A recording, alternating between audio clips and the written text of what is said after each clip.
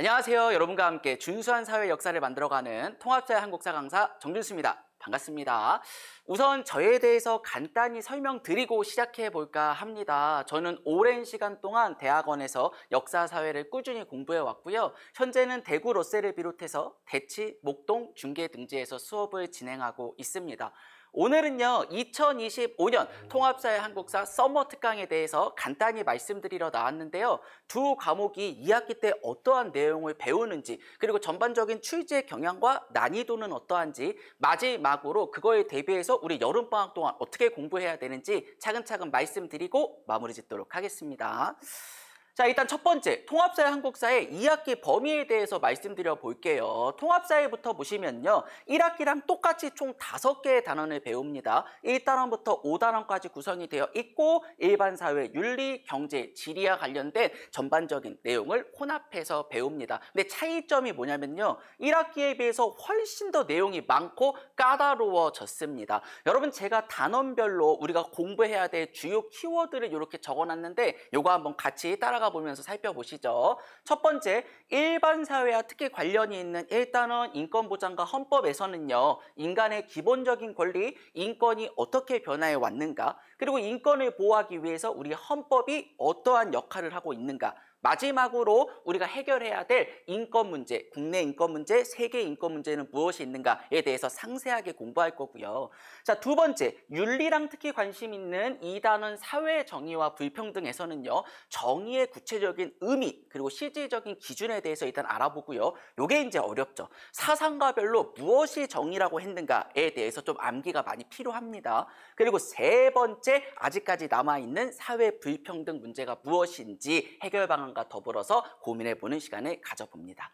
자, 그리고 세 번째 경제 파트와 특히나 관련이 있는 3단원 시장경제와 금융에서는요, 현재 우리가 자본주의 체제에서 살고 있다고 하는데 자본주의의 역사적 전개 과정, 그리고 자본주의 내에서 우리는 어쩔 수 없이 편익, 그리고 기회비용, 어려운 개념이죠. 이 두 가지 개념을 비교해서 합리적 선택을 하면서 산다고 하는데 과연 무슨 내용인가? 그리고 마지막으로 국가와 국가 간의 경제활동으로 무역을 배우면서요, 무역이 이루어지는 이론, 절대우위와 비교우위 이론을 배우고 실질적으로 계산하는 문제까지 등장할 겁니다.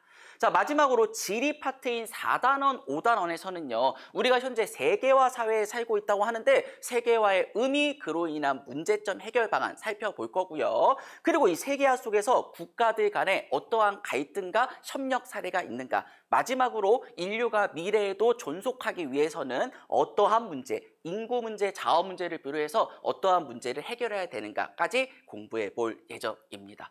양이 많죠? 1학기 때에 비해서 굉장히 어렵고요. 한 단원이 모두 다 킬러 파트라고 불려지는, 쉬워가는 파트가 없는 게 2학기 통합사회의 핵심입니다. 그래서 1학기에 비해서 훨씬 더 절대적인 공부 시간과 양을 늘리셔야 된다는 걸 미리 강조드리고 싶습니다. 한국사도 만만치 않습니다, 여러분. 한국사 제가 올해 수업 시작할 때 이렇게 말씀드렸어요. 중학교 때는 보통 전근대사, 조선시대까지를 주로 배웠다면 고등학교 때는 전근대사가 확 줄어들고 근현대사 위주로 공부한다라는 거 이미 알고 계셨을 텐데, 그래서 우리 1학기 때 열심히 전근대사 다 공부하고 개항기 3단원 파트까지 이미 다 끝내셨을 겁니다. 그래서 2학기 때는요, 올리 뭐만 배운다? 근현대사, 특히나 일제강점기 현대 파트만 우리가 이제 시험을 주로 볼 건데, 여러분 일제강점기 현대 너무 낯선 내용이 많죠. 그리고 특히나 연도별로 어떠한 사건이 있었는지 지역적으로 묻는 문제가 굉장히 많이 나오고요. 단체 이름, 인물의 이름이 너무나 복잡하게 얽혀있기 때문에 이것 또한 1학기 때에 비해서 조금 더 많은 암기가 필요하다라는 것을 미리 말씀드리고 싶습니다. 자, 두 번째로 넘어가 볼까요? 그럼 통합사회 한국사 2학기 때는 보통 어떻게 출제되느냐? 출제 경향과 난이도 한번 살펴보겠습니다. 제가 주요 문제 유형을 나눠서 여러 가지를 한번 보여드릴 테니까 잘 한번 따라와 보세요. 첫 번째, 개념 확인형 문제입니다. 요거는요, 교과서에 있는 기본 개념 정도는 너가 공부했니? 라는 걸 물어보는 가장 기초적인 문제라고 할 수 있습니다. 대표적인 사례 한번 살펴보시면 여기 15번, 다음에 제시된 세계 인권 선언에 대한 설명 서명으로 옳은 것만을 보기 위해서 고른 건 이거는 사실 더 볼 필요도 없습니다. 만약에 내가 조금이라도 공부했으면 세계 인권선언, 우리 통사에서 인권 파트 배울 때 인권이 3세대에 걸쳐서 발전했다고 하는데 3세대 인권, 연대권과 관련된 문서구나 라는 거를 공부했을 겁니다. 그러면 이 세계인권선언이라는 게 세계대전 끝나고 유엔이 그 이전에 있었던 인권을 다시 한번 재보장하자, 재확인하자라는 목적으로 채택한 글이었지라는 것만 떠오르시면 쉽게 문제를 풀 수 있을 겁니다.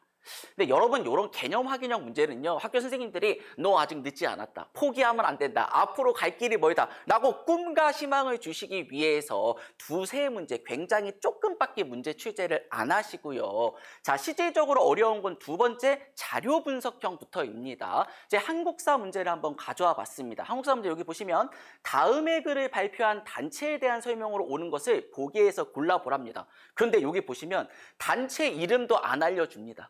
그리고 글의 제목도 안 알려줍니다. 그래서 미리 요 단체가 이 글을 발표했지 라는 관련된 자료를 공부했어야 우리가 힌트를 찾을 수 있는 문제였다는 거죠. 그래서 대표적인 힌트 이런 게 있습니다. 2조 반추축 제국과 협력해서 대일연합전선을 형성한다. 반추축국 제국, 추축국에 대해서 반대하는 제국, 연합국을 뜻하는 거구나. 그리고 일본에 대항해서 우리도 거기에 참여한다는 거구나. 아마도 2차 세계대전 때겠구나 라는 힌트를 얻으셔야 되고, 가장 대표적인 힌트 3조에 제가 수업 때 이거 엄청나게 강조할 겁니다. 노농대중의 해방. 요거 뭔가 사회주의적 느낌이 나는데, 사회주의적 뉘앙스가 나오는데, 여기까지 우리가 열심히 미리 공부했다면, 미리 사료를 열심히 분석하는 훈련까지 했다면 요게 1940년대 국내에 존재했었던 조선건국동맹이라는 것을 우리가 눈치를 채야 됩니다. 그래서 이거 쉽지 않죠. 이게 중학교와 고등학교의 가장 차이점이라고 제가 말씀드렸습니다. 중학교 때는요, 그냥 하루 전이라도 빨리 개념 암기하면 시험 때 막 90점, 100점 누구나 쉽게 나올 수 있습니다. 근데 고등학교는 절대 불가능하다는 거 여러분 1학기 때 다 경험해 보셨죠? 왜냐하면 거의 대다수 문제에 이렇게 꼭 자료가 첨부되기 때문입니다. 이런 긴 지문이 사료가 보통 나오거나 또는 통사와 관련해서는 지도, 그래프, 도표 같은 게 꼭 첨부되기 때문에 우리는 단순하게 개념만 공부할 게 아니라 꼭 관련된 자료까지 미리 훈련을 끝내야 고득점이 가능하다는 걸 잘 보여주는 문제였습니다. 자, 세 번째 신유형, 새로운 유형 몇 가지 보여드릴게요. 첫 번째 게임형. 학교 선생님들이 재밌지? 라고 냈지만 사실 우리는 풀면서 막 거의 죽을 것 같은 그런 유형이 게임형인데, 이런 문제가 있었습니다. 다음은 학생이 완성한 형성평가 내용인데 학생이 받는 총점이 문제입니다. 총점은 몇 점인가? 그래서 여기 인권과 관련된 여러 가지 설명이 나오는데, 여기 보세요.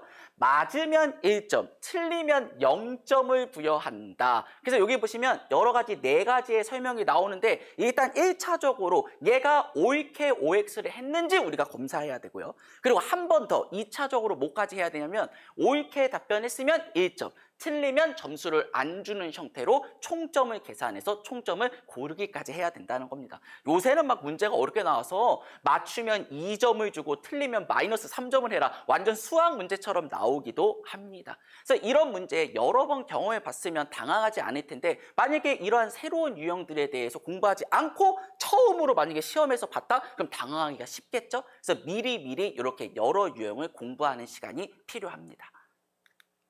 자, 그리고 네 번째, 서술형. 서술형 진짜 무시할 수가 없죠. 여러분, 서술형요, 학교마다 조금씩 다르지만 고등학교 보통 30% 이상 나오고요.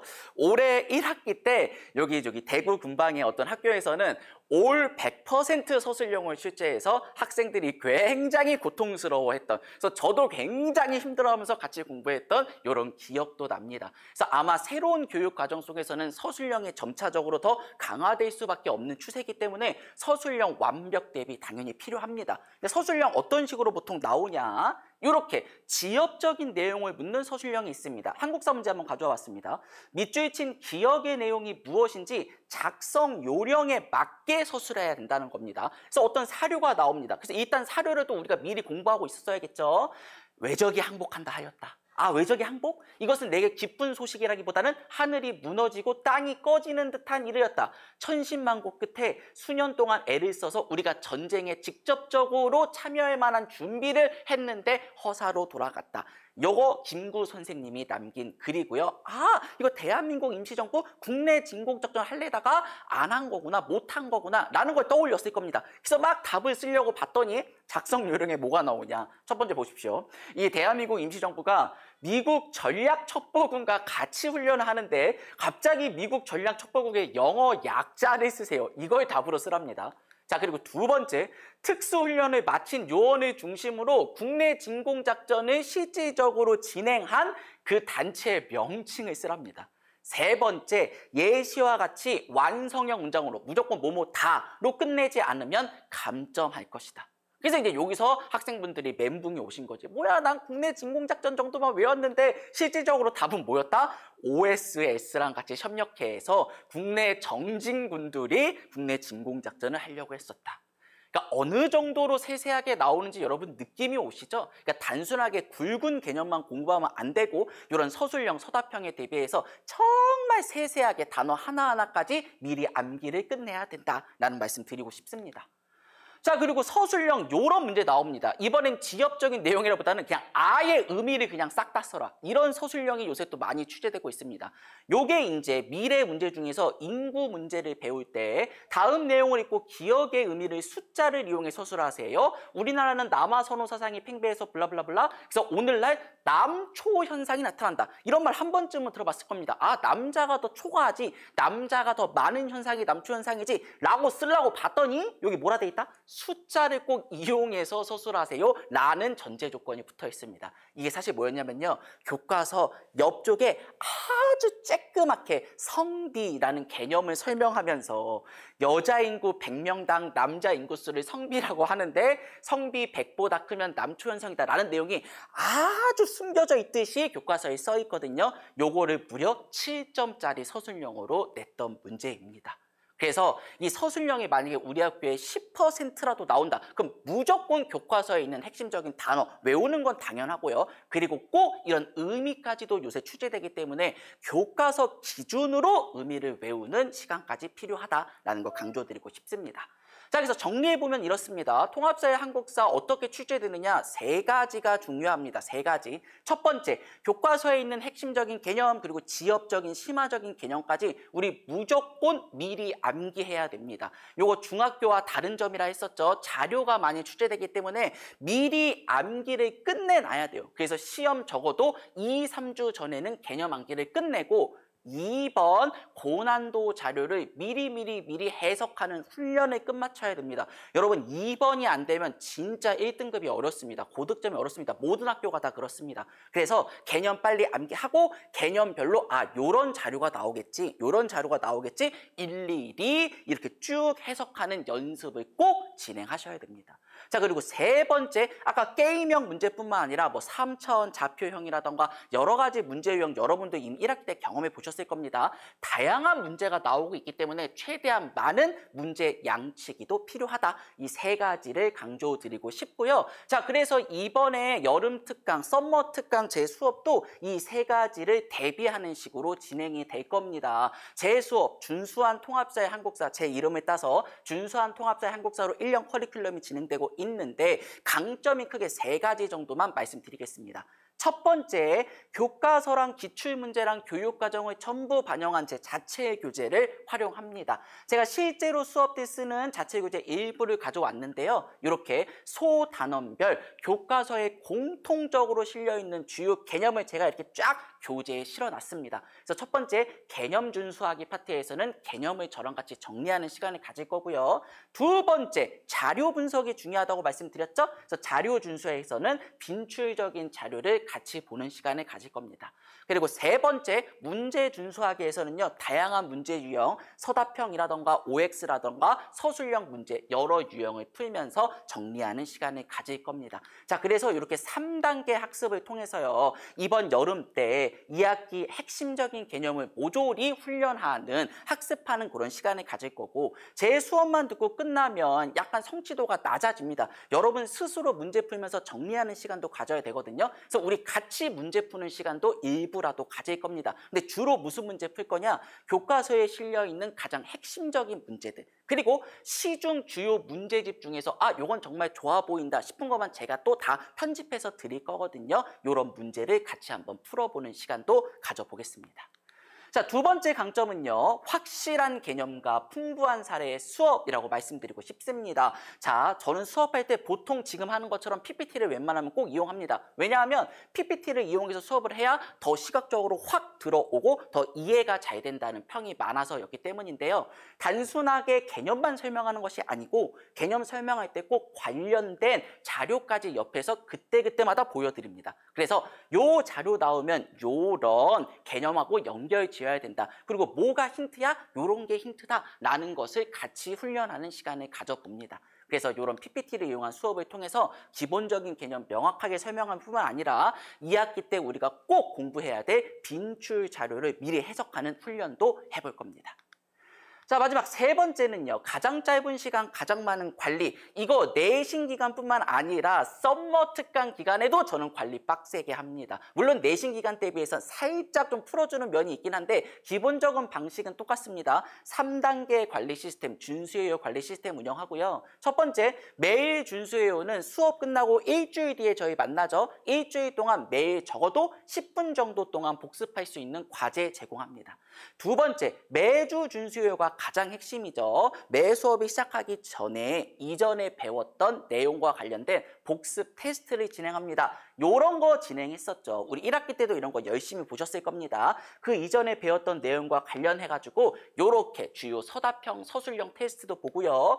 교과서의 주요 개념, 주요 자료, 빈칸 빵빵 뚫린 요런 테스트도 볼 겁니다. 그래서 우리 내신 때는 목표 점수가 80점이었거든요. 80%. 근데 여름 방학이니까 그래 조금 내려서 70%를 목표 점수로 잡을 거고요. 근데 내가 만약에 70점도 못 맞았다? 그럼 안타깝지만 수업 전후로 남아서 저랑 1대1 클리닉을 가지셔야 됩니다. 그리고 통과하지 못한 분들 통과할 때까지 어떻게든 재시험 보고 가는 형식으로 꾸준히 이어가도록 하겠습니다. 이거 여러분도 싫고 저도 싫고 너무 힘들다. 하지만 어쩔 수 없이 꼭 해야 된다. 효과가 좋다는 거 여러분 경험해 보셨죠? 그때그때마다 꼭 해야 될 암기를 끝내야 나중에 벼락치기 할 일이 생기지 않는다. 그래서 꼭 우리 원활한 점수, 좋은 결과를 위해서 이번 어쩔 수 없이 해야 된다는 거 다시 한번 말씀드립니다. 자, 3번은 매월 준수해요. 매월마다 그때까지 배웠던 내용과 관련해서 예상 모의고사 실시하고 개별적 피드백도 진행하겠습니다. 그리고 당연하게 수업 끝날 때마다 부모님들께 주로 이런 식으로 문자도 남겨드립니다. 실제로 제가 문자 드린 거 일부를 가져와 봤는데요. 주로 어떤 내용이 포함되어 있느냐, 오늘 어디 진도 나갔다, 그리고 학생이 수업에 출석했냐 안 했냐, 참여도는 어떠하냐, 그리고 세 번째 복습 테스트 봤는데 요 정도 결과가 나왔더라. 그래서 만약에 통과하지 못하면 목표 점수 넘지 못해서 클리닉하고 보낸다. 이런 수업에 대한 전반적인 내용까지 그때그때마다 주기적으로 연락드릴 겁니다. 자, 이러한 제 준수한 통합사의 한국사 썸머 특강이요. 구체적으로는 7월 24일 목요일 날 시작이 됩니다. 총 4회밖에 진행 안 됩니다. 4회인데요. 각각의 4회, 회차별로 무슨 내용 공부할 거냐. 첫 번째 7월 24일부터는 통합사의 한 단원 다 끝낼 거고요. 그리고 한국사는 일제강점기 2회 그리고 한국사 2회 이런 식으로 4회에 걸쳐서 진행을 할 겁니다.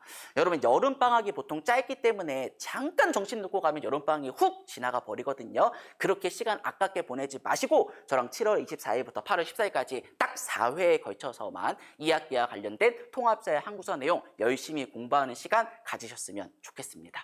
자, 그래서 지금까지요 통합사의 한국사 2학기와 관련된 서머 특강 2학기에 어떻게 출제되는가, 난이도는 어떠한가, 우리 그리고 여름방학 때 어떻게 공부할 것인가에 대해서 말씀드려 봤습니다. 마무리를 지으려고 하는데요.